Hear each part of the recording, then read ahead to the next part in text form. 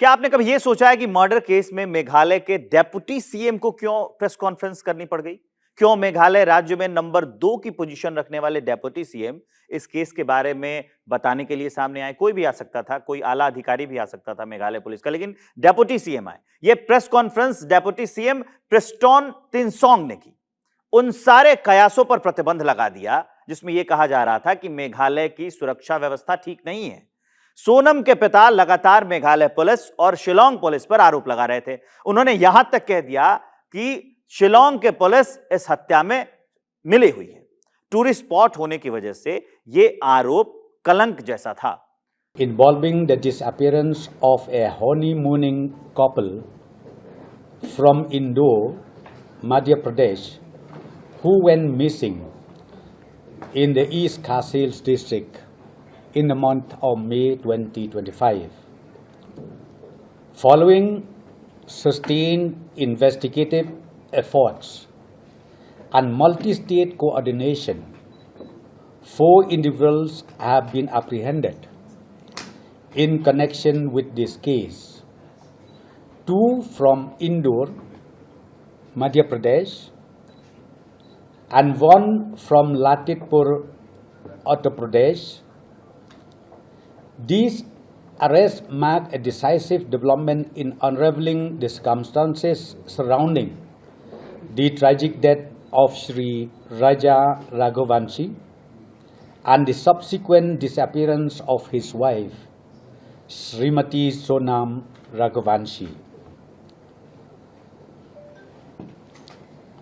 In a further development,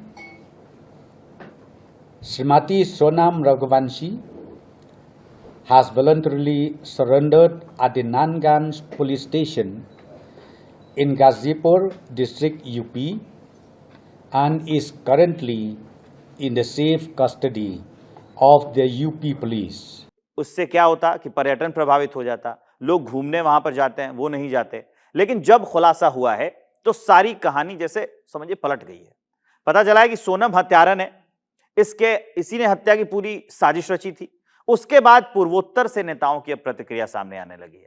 सांसद टेमजंग जो हैं, आपको याद होगा सांसद टेमजंग अक्सर वो अपने सुर्खियों में रहते हैं बयानों की वजह से। उन्होंने जब संसद में बोला था तब भी बड़े सुर्खियों में आए थे। तो सांसद जो है टेमजंग इम्ना एलोंग, उन्होंने एक्स पर पोस्ट किया और एक्स पर पोस्ट करके लिखा कि बीवी ने रची चाल और चर्चा का केंद्र बना पूर्वोत्तर, उत्तर पूर्व को यूं ही बदनाम मत किया करो, ये लिख रहे हैं सांसद जी।